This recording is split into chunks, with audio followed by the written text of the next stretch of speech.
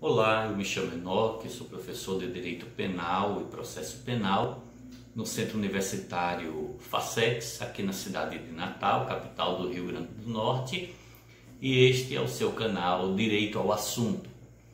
Esta é mais uma aula em Direito Processual Penal 1. Estávamos falando já em algumas aulas sobre jurisdição, esse poder que tem o Estado, essa prerrogativa que tem o Estado de dizer o direito, de resolver as questões, os conflitos entre as pessoas, enfim. E falávamos então nas últimas aulas sobre os princípios que regem a jurisdição. Já falamos de várias coisas sobre jurisdição, estávamos falando sobre os princípios, aqueles princípios que norteiam, que servem de esteio, de base para o exercício da jurisdição. E então, continuando falando então sobre os princípios, temos o princípio da improrrogabilidade, pelo qual, por esse princípio, o juiz não pode invadir nem ter a sua competência, invadir a competência de um colega, nem ter a sua competência invadida. Então, cada juiz tem a sua autonomia,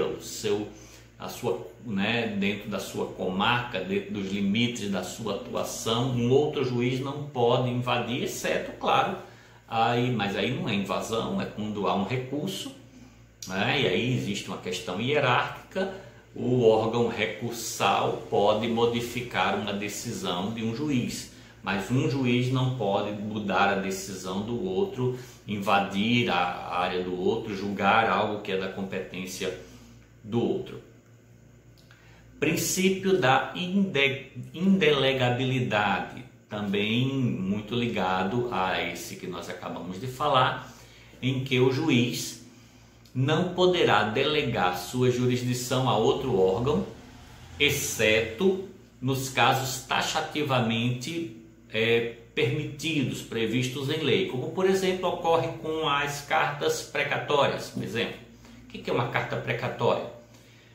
Digamos que o juiz aqui de Natal esteja julgando, esteja conduzindo a instrução de um crime e haja uma testemunha lá numa cidade do interior, digamos lá em Açu.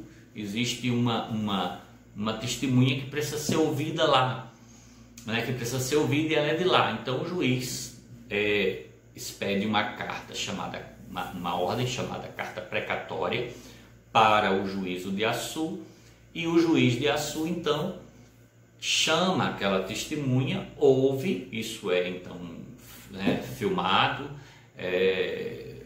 em DVD, antigamente isso era escrito, então hoje é filmado, e manda essa carta de volta para cá com a oitiva dessa testemunha. Então isso é uma forma de delegar, onde o juiz delega a outro uma função que é sua, mas isso tem previsão, absoluta previsão legal. Fora dessas questões, né? Isso também acontece com carta rogatória, que é quando isso acontece fora do país, um juízo de outro país, então a carta chama-se rogatória. Fora isso, há o princípio da indelegabilidade, impede que o juiz transfira para outro a sua função, né? A sua função jurisdicional. Princípio da inevitabilidade ou da irrecusabilidade determina que as partes não podem recusar o juiz previamente estabelecido pelo Estado para julgar aquela questão. Então, quando você entra, né, quando há uma ação que chega, uma questão que chega ao judiciário, já tem ali o juiz competente. A parte não pode olhar, o Ministério Público ou o defensor olhar, não gostei desse juiz não, quero outro juiz, quero que outro juiz de outra cidade julgue esse caso. Não pode, né? Exceto, e aí sempre tem uma exceção, né? Direito penal, direito das exceções, então sempre tem uma exceção, exceto naquelas situações em que você esteja diante de uma incompetência do juiz um impedimento ou uma suspeição. Então o juiz pode estar sob um impedimento, né, ou sob uma suspeição. São situações assim, por exemplo, o juiz daquela cidade, acontece um crime ali naquela cidade, o juiz é o juiz único ali, ele é o juiz que vai julgar aquilo, só que o réu, por exemplo, é casado com a irmã do juiz, é cunhado do juiz. Não pode, o juiz está impedido de julgar, outro juiz virá. Ou então, quando um juiz tem uma amizade muito grande com uma pessoa, seja uma pessoa, né, que tem uma amizade íntima, uma amizade muito achegada, o juiz é padrinho do casamento, é padrinho do filho daquela pessoa, e aí surge um problema, a parte contrária pode dizer, eu quero que esse juiz seja declarado suspeito.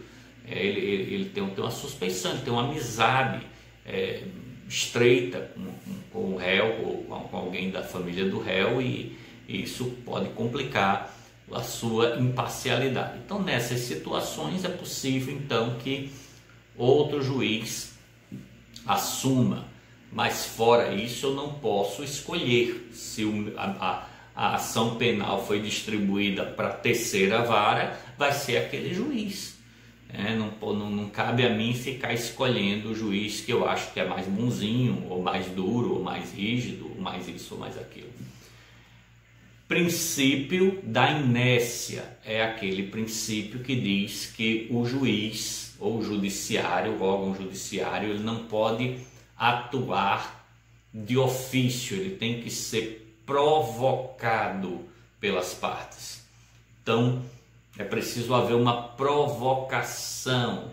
O juiz está lá no canto dele e aí o Ministério Público apresenta uma denúncia, provoca a ação judicial. O juiz não pode ele próprio abrir uma ação penal contra uma pessoa. Isso feriria a sua imparcialidade. Princípio da correlação entre o objeto da ação e o objeto da sentença. O princípio da congruência significa que o réu não pode ser condenado por algo diferente daquilo que ele está sendo acusado. Houve uma denúncia, o crime é um determinado crime ali dentro de uma circunstância, e toda a defesa é feita em cima daquilo, e chega lá no final o juiz condena o cidadão por outra coisa completamente diferente. Isso não pode, essa incongruência tornaria essa sentença nula. Acerca desse princípio, existem duas possibilidades, duas situações em que isso pode mudar. Duas exceções a isso, que isso pode mudar. Trata-se da emendatio libelli ou da mutatio libelli. Mas isso nós vamos falar na próxima aula. Vamos falar disso mais adiante, na próxima aula, para não ficar essa videoaula muito extensa. Eu espero que você tenha gostado até aqui dessas explicações acerca da jurisdição, dos seus princípios. Se gostou, dá aquela sinalizada aí com o like, inscreva-se no nosso canal para você ficar então mais inteirado dos vídeos que nós estamos, das videoaulas que nós estamos sempre postando aqui. Até a próxima aula.